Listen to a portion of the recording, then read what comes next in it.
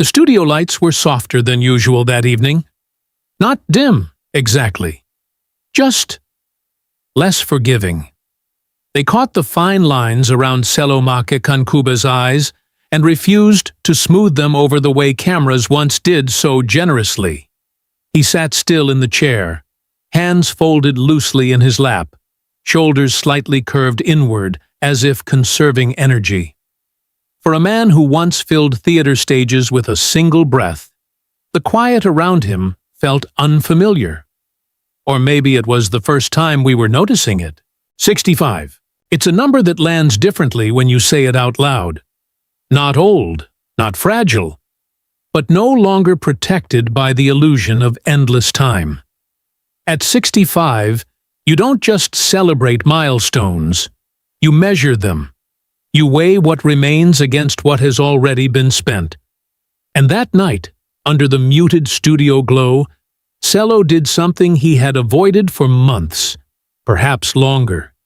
He stopped pretending that everything was fine. "I don't want to hide it anymore," he said. And for a moment, the room seemed to narrow around those words. It wasn't a scandal. Not another headline about contracts or controversy. Not a dramatic fall from grace or a professional dispute. It was quieter than that. More human. His health. There had been whispers, of course.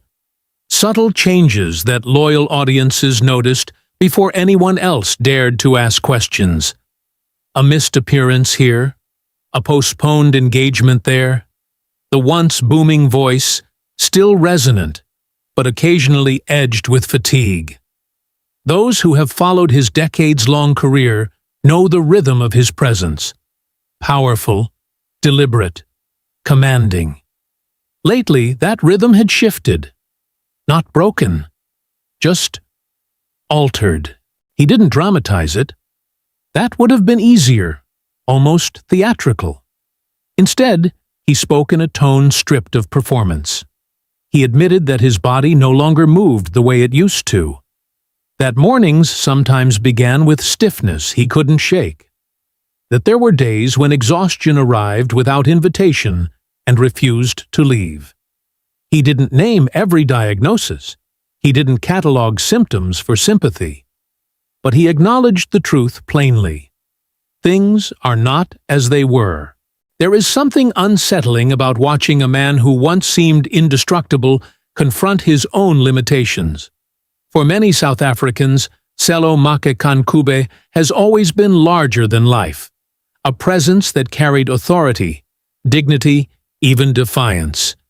He was the voice in living rooms, the face on national stages, the embodiment of resilience through political and cultural shifts. To see that presence falter, even slightly, feels personal.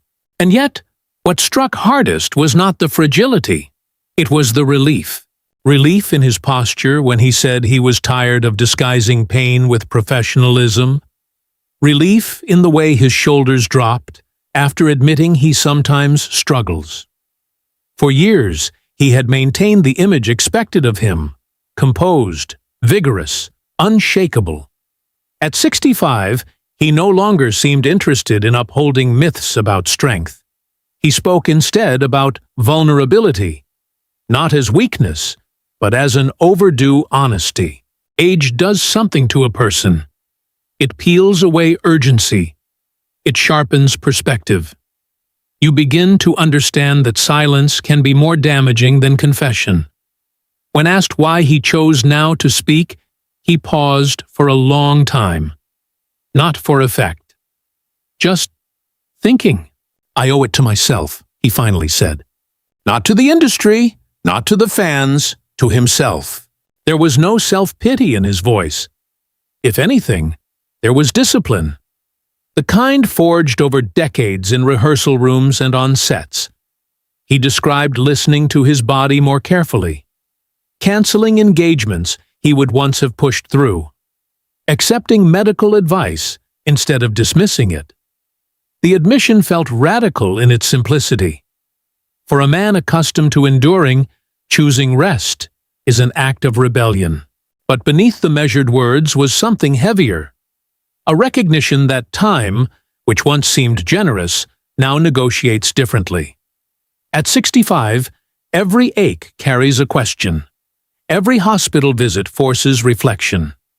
You begin to consider not just how long you will work, but how you will live. He did not declare retirement.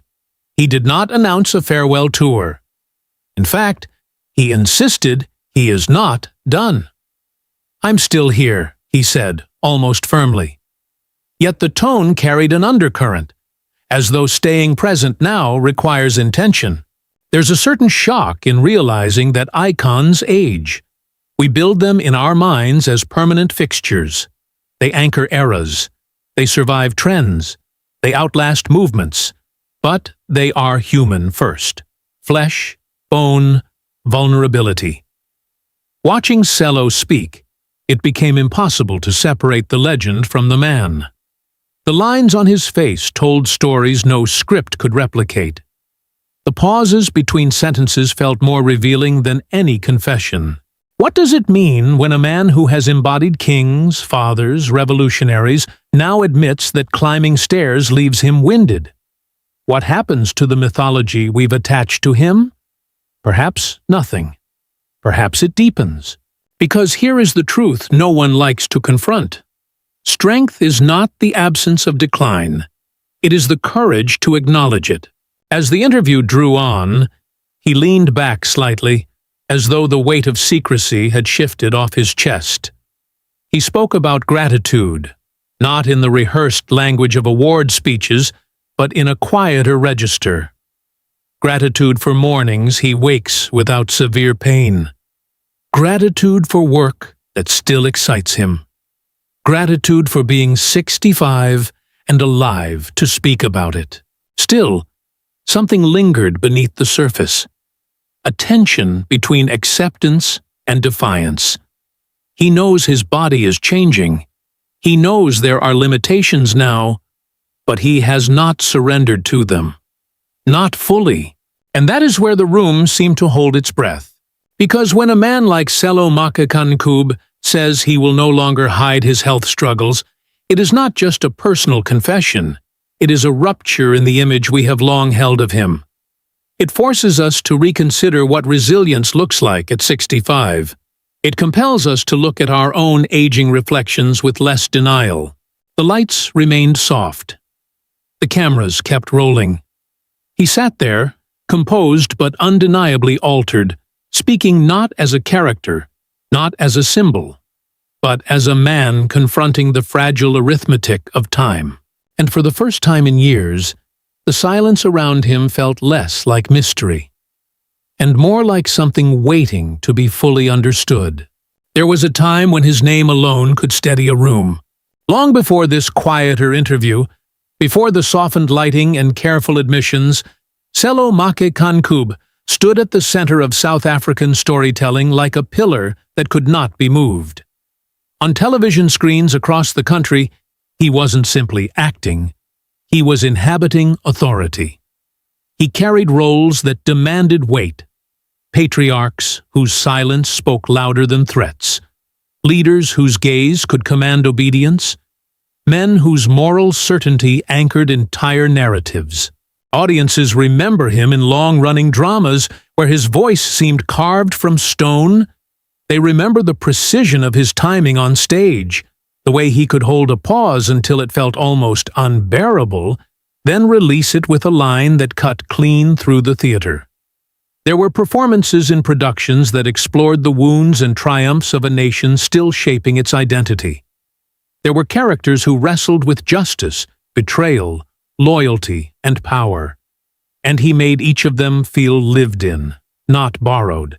On screen, he often embodied strength in its most recognizable form. Upright posture, unwavering tone, eyes that did not flinch. Directors trusted him with characters who carried history on their shoulders. Producers relied on him to anchor complex storylines. For younger actors, he became something more than a colleague. He was proof that longevity in the arts was possible, that a career could stretch across decades without losing relevance. He represented resilience at a time when the industry itself was finding its footing. In a country still negotiating its cultural voice, he stood as one of the figures who helped define it. Not loudly, not theatrically, but consistently. Strength, discipline, craft. Those weren't marketing slogans. They were qualities people associated with him instinctively. There's a particular image that lingers in the public imagination. Sello standing center stage, shoulders squared, delivering a monologue that felt less like performance and more like declaration. In those moments, he seemed untouchable. Not arrogant, just assured. The kind of assurance that comes from years of training, rejection, triumph, and repetition. He was, in many ways, a symbol of artistic pride in South Africa.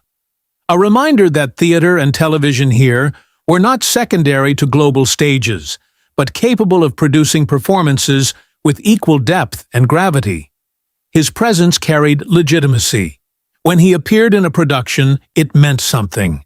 And yet, the man sitting under those studio lights at 65 was unmistakably different from the figures he portrayed. Not diminished, just human. The screen version of Sello Maake Ka-Ncube rarely showed hesitation. The real man now speaks of fatigue. The characters he played strode into rooms as if they owned them. The man today admits that some mornings require negotiation with his own body before he can even stand. It is not a fall from grace. It is not a collapse of legacy. It is a contrast, and a sharp one. On stage, he mastered control. Every gesture calculated, every breath measured for effect. In life now, control feels less absolute. Pain interrupts. Energy fluctuates. Time asserts itself without asking permission. There's something almost disorienting about that shift. For decades, audiences consumed an image of power. Now, they are confronted with vulnerability. The same voice that once delivered thunderous declarations now carries a softer timbre when discussing medical appointments. The same hands that once gestured expansively across grand stages now rest more often in his lap, conserving strength. But perhaps that contrast reveals something deeper. The roles he played often revolved around men confronting adversity, political turmoil, family conflict, personal loss. He portrayed resilience as endurance. Today, resilience looks different. It looks like honesty. It looks like stepping back when necessary. It looks like refusing to let pride silence discomfort. At 65, the mythology around him meets reality head-on. And reality is less cinematic. There are no swelling soundtracks in hospital corridors, no scripted monologues when doctors speak in clinical tones, no applause when he chooses to cancel a commitment for the sake of rest. The glamour of the past does not shield him from the mathematics of aging. Yet the paradox is this: the man confronting physical limitation may be revealing more courage than any character he ever played. Because on screen, strength is rehearsed. In life, it is improvised. The younger Sello projected certainty about his craft, about his place in the industry, about his ability to endure. The 65-year-old Sello speaks with a different kind of clarity. He knows what he has built. He knows what he has represented. But he also knows that symbols can become burdens. When you are cast repeatedly as the strong one, admitting fragility feels like betrayal, even when it isn't. For years, he upheld that image. The unshakable presence, the commanding figure, the embodiment of masculine authority in countless narratives. And perhaps part of him believed it too. After all, when audiences look to you as a symbol, it's tempting to live inside that expectation. But bodies do not consult reputations before they begin to slow down. The contrast between the icon and the man is not tragic. It is revealing. He once represented the indomitable spirit of South African art. Bold, defiant, confident. Now he represents something quieter. endurance without spectacle, continuity without illusion. There is a certain shock in seeing a legend adjust his pace, in watching someone who once filled vast auditoriums speak carefully about conserving energy, in realizing that the aura we attached to him was never armor, it was performance. And still, the pride remains.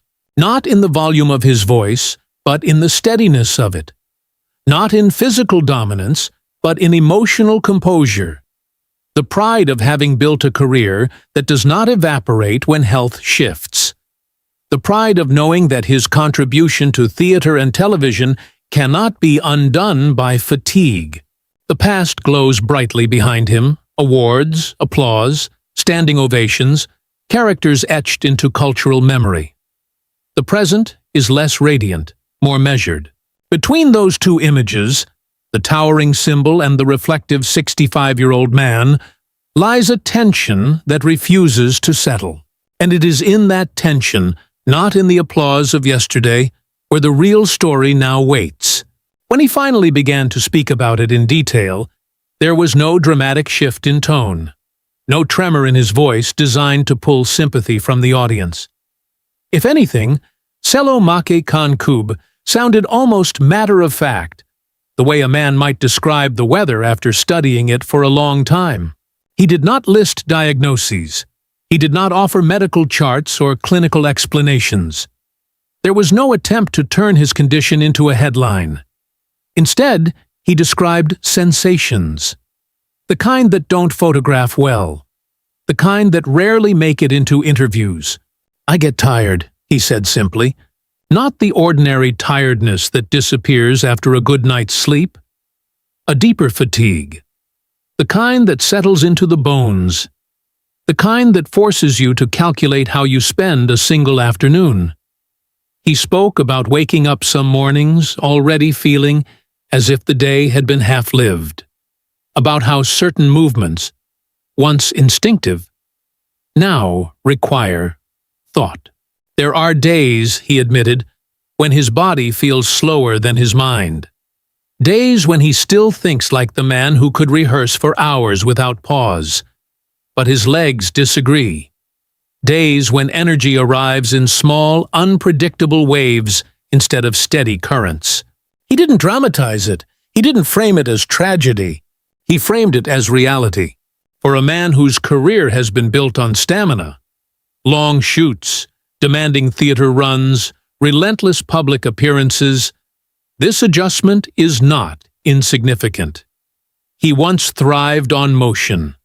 Back-to-back projects, late nights followed by early call times, travel that blurred into performance schedules. Movement was proof of vitality. Now, movement must be measured. He spoke about learning to rest without guilt. That, perhaps, was the most revealing admission of all. Rest used to feel like interruption, an inconvenience, something to be pushed through. Today, it is necessary, non-negotiable. He has had to cancel engagements he once would have forced himself to attend. He has had to say, "Not today," a phrase that does not come easily to someone accustomed to being dependable. There was no self-pity in the way he described these shifts. No bitterness. Just recognition. "I have to listen now," he said. That word, listen, lingered. For decades, he commanded attention. Now he is the one listening. Listening to the stiffness in his joints. Listening to the warning signs his body sends when he overextends. Listening to the quiet insistence that he cannot outrun time. It is a profound mental shift. To go from being the man who carries productions on his shoulders to the man who must sometimes step back from them. To move from relentless activity to deliberate pacing. To accept that ambition must coexist with limitation. He described the frustration carefully, almost clinically. Not anger, but adjustment. The frustration of realizing that endurance is no longer automatic. The frustration of discovering that recovery takes longer. the frustration of planning his days around energy levels rather than opportunities. And yet, beneath that frustration, there was discipline. He does not complain. He does not dramatize aches into spectacle.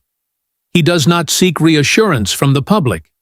Instead, he speaks about adaptation, about learning new rhythms, about honoring the body rather than negotiating with it endlessly.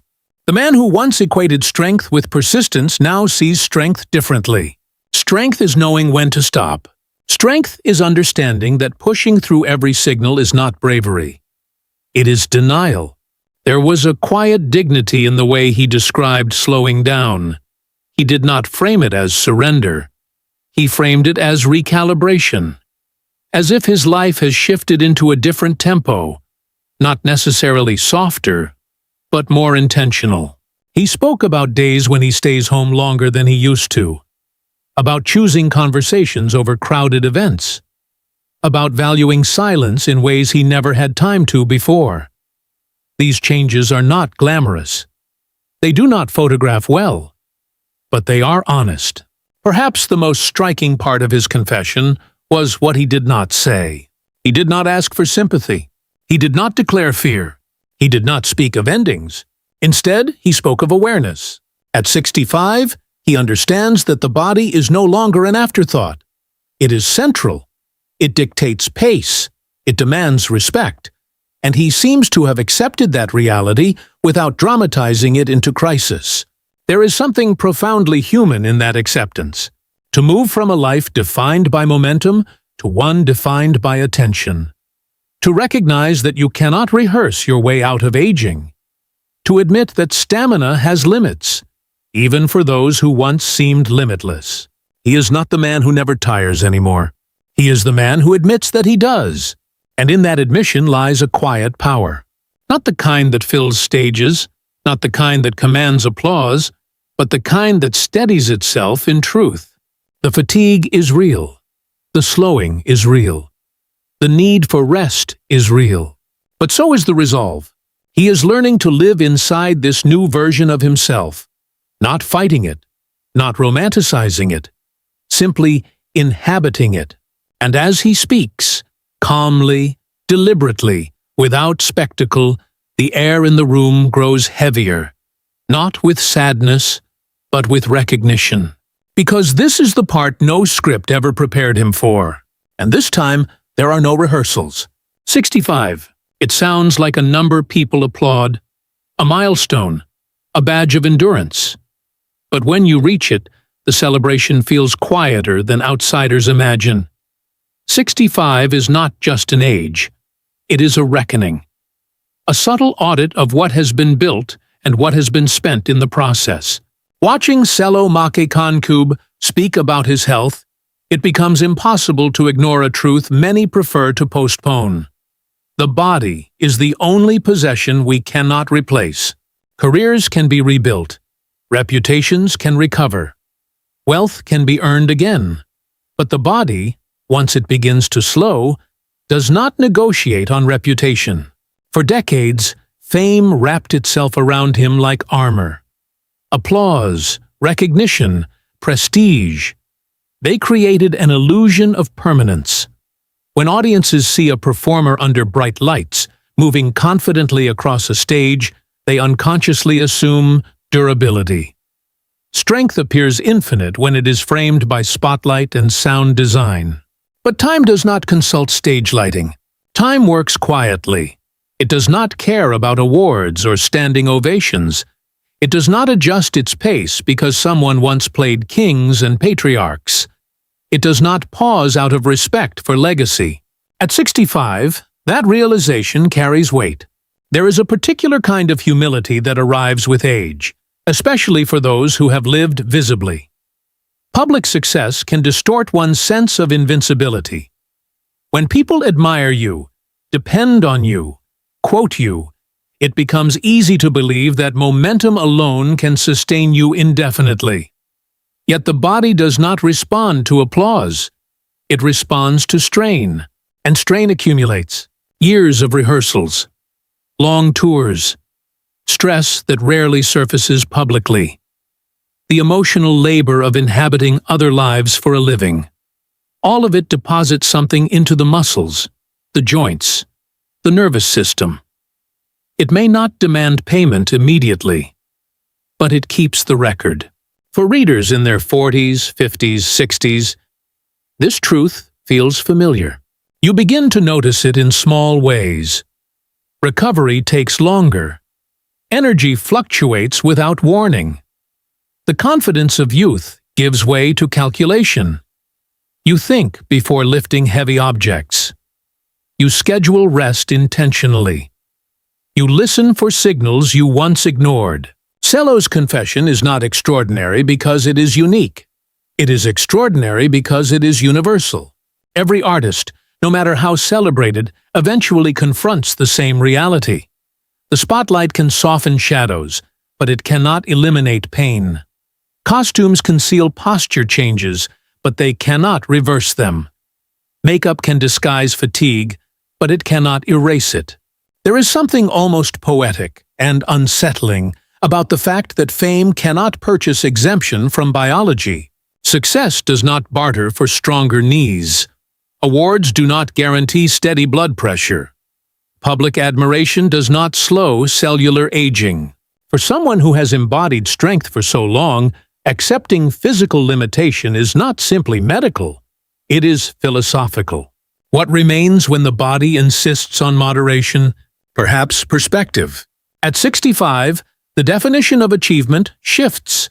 It is no longer measured solely by projects completed or roles mastered. It is measured by sustainability, by balance, by the ability to wake up without resentment toward one's own body. The stage lights that once symbolized triumph now cast a different glow. They illuminate not just performance, but effort. They reveal that even legends adjust their pace between scenes. There is dignity in that adjustment. Aging, especially for public figures, carries an unspoken fear: irrelevance. But slowing down does not equal disappearing. It can, in fact, deepen presence. A voice that speaks more deliberately carries a different gravity. A body that moves carefully communicates experience rather than weakness. For those in midlife and beyond, this resonates deeply. You begin to understand that endurance is not about resisting time. It is about cooperating with it, about knowing that preservation can be more courageous than relentless expansion. Sello's acknowledgement of fatigue is not defeat. It is recalibration. It is an understanding that the only sustainable path forward is one that honors limitation rather than denies it. And perhaps that is the lesson hidden beneath his confession. The world teaches us to chase success relentlessly, to accumulate recognition, to build legacies that outlive us. But it rarely teaches us how to age with grace inside those legacies. It rarely teaches us that the body will eventually demand the final word. No amount of fame makes you immune. No applause shields your joints. No standing ovation quiets a persistent ache. At 65, you begin to realize that health is not a background condition. It is the foundation. Remove it, and everything else tilts. For decades, Sello Maake Ka-Ncube stood as a symbol of artistic pride in South Africa. Now, perhaps, he stands as something equally important. A reminder that vulnerability is not the opposite of strength, but its evolution. There is a certain intimacy in admitting that you must rest more, that your body requires negotiation, that you cannot outrun fatigue simply because audiences expect you to. For readers who have quietly faced their own medical appointments, their own subtle declines, his words land differently. They do not shock. They resonate. Because at some point, whether you are a celebrated actor or a private citizen, you understand that the most irreplaceable asset you possess is not your reputation. It is your physical being. And once you grasp that, success begins to look less like conquest and more like stewardship. The lights may still shine. The applause may still echo. The legacy may still stand tall. But beneath all of it, The body keeps its own clock, and it never asks who you used to be. The reaction was almost immediate. Within hours of the interview airing, messages began to circulate. Not the usual commentary dissecting a performance or debating a character arc, but something softer, more personal. Admirers of Sello Maake Ka-Ncube were not arguing about scripts or ratings. They were writing prayers. On social media, timelines filled with quiet concern. Not hysteria, not gossip, just a steady stream of words that felt protective. "We're praying for you. Take your time. Your health comes first." It was as though an entire generation paused, collectively aware that a figure they had long perceived as unshakable had just revealed his fragility. The first reaction was surprise. For many, he had always seemed solid, emotionally, professionally, physically. The kind of presence that anchors a production and steadies an audience. Hearing him admit fatigue disrupted that perception. Not because aging is shocking, but because we rarely allow our icons to age in our minds. We freeze them in their prime.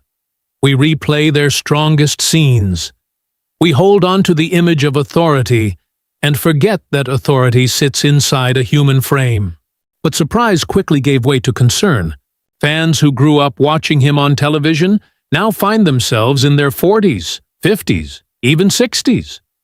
They have felt the same slow recalibrations in their own bodies, the same need to rest more intentionally, the same awareness that stamina is no longer infinite. His confession didn't create distance. It created recognition. There is something humbling about watching someone you admire confront the same realities you face in private. It removes the pedestal and replaces it with proximity. In the days that followed, interviews and comment sections reflected a shift in tone. He was no longer discussed solely as a veteran performer or cultural symbol. He was spoken about as a man, a 65-year-old man navigating the universal negotiation between ambition and limitation. The public began to soften its expectations. Where once fans eagerly anticipated constant appearances and new projects, now the dominant sentiment is patience. Rest? We'll wait. Your legacy is secure. It is a subtle but meaningful transformation. Applause has turned into protection. There is also, beneath the encouragement, a trace of anxiety. Because when someone who has been a steady fixture for decades reveals vulnerability, it forces a collective awareness of mortality. Not necessarily of endings, he has not spoken of that, but of change. The understanding that time moves forward even for those who feel permanent in our cultural landscape. For many, Sello represented consistency during years of national transition. His presence on screen became part of the rhythm of everyday life. Seeing that presence evolve reminds people that nothing remains static. Not careers, not bodies, not even the figures who helped define an era. And yet, the overwhelming tone has not been fear. It has been respect. Respect for his honesty. Respect for the dignity with which he spoke. Respect for the refusal to dramatize his condition. In a media environment that often sensationalizes every vulnerability, his calm confession felt grounding. Some fans have shared memories, moments when his performances carried them through difficult personal seasons. They write about watching him with their parents, about quoting his lines, about feeling represented through his characters. Now, they speak of wanting to return that strength to him in whatever small way they can. It is a quiet exchange. He once gave them stories that helped them endure. Now they offer him prayers, patience, encouragement. There is something deeply human in that reciprocity. The public's perception has shifted in another way, too. The myth has softened. He is no longer viewed solely as the commanding patriarch of countless narratives. He is seen as a man aging, as all men do, navigating the same uncertainties his audience faces. And strangely, that does not diminish him. If anything, it deepens the connection. Because strength that acknowledges vulnerability feels more authentic than strength that denies it. The public does not seem disappointed by his confession. They seem grateful for it. In admitting that his body requires attention, he has allowed others to admit the same without shame. And perhaps that is the quiet transformation unfolding now. He is no longer just the powerful figure framed by studio lights. He is a 65-year-old man choosing honesty over image. A man whose name once evoked dominance, now evoking tenderness. The applause has not stopped. It has simply changed its tone. There is no dramatic announcement waiting at the end of this story. He has not declared a full recovery. He has not spoken of stepping away for good. He has not framed this as a farewell. Nothing so definitive. Instead, what remains is an image. Quiet, almost ordinary. An afternoon light, thin and patient, slipping through the curtains of a modest room. The kind of light that doesn't demand attention, but insists on presence. Sello Maake Ka-Ncube sits alone, not in costume, not under studio lamps, not before an audience expecting resonance. Just a man in a chair, shoulders slightly curved, breathing steadily. On the table in front of him lies a script. The pages are familiar. Dialogue marked, margins annotated in the careful handwriting of someone who has done this work for decades. The script is not abandoned. It is not pushed aside. It is still there, within reach. But he reads it differently now, slower. There is no rush to memorize every line in one sitting. No urgency to master the rhythm before the next rehearsal. He pauses between paragraphs, not for dramatic effect, but because his eyes need a moment longer to focus. Because his body asks for intervals. Outside, the world continues in its usual noise, traffic, voices, the distant hum of routine. Inside, the room feels suspended. Not heavy, not sorrowful, just still. It would be easy to interpret this stillness as retreat. But it doesn't quite feel like that. It feels more like recalibration. A different tempo. A seasoned performer adjusting his pacing to match a body that no longer tolerates haste. He does not look defeated. He looks attentive. Attentive to the way sunlight shifts across the page. Attentive to the subtle stiffness in his hands as he turns each sheet. Attentive to the quiet dialogue happening inside him. Between the man who once thrived on relentless movement and the man who now understands the value of conserving strength. There is dignity in that attention. The script remains open. The craft remains intact. The desire to tell stories has not evaporated, but something has softened. Not his passion, not his identity, just his insistence on pushing beyond limits. Perhaps that is what aging offers when met with honesty. Not an erasure of ambition, but a redefinition of courage. The younger version of him might have read the entire script in one sitting, pacing the room, rehearsing aloud, voice filling every corner. The 65-year-old man reads a few pages, then rests. He leans back. He closes his eyes for a minute. He lets silence sit beside him without discomfort. No announcement accompanies this scene, no orchestral swell, no dramatic declaration about what comes next. Just a man, a room, a script. The afternoon light grows warmer before it fades. He does not rush to switch on the lamp. And perhaps that is the quiet truth beneath everything he has said. That the measure of a life in the arts is not only found in grand performances or standing ovations, but in the moments when no one is watching. At 65, the bravest act may not be standing before thousands and delivering a flawless monologue. It may be sitting alone, feeling the weight of your own breath, and accepting that your body deserves the same compassion you once reserved for your characters. Maybe courage now looks like restraint. Maybe strength now looks like listening. The script remains on the table. The light keeps moving, and he continues to read. Slower, yes, but still reading.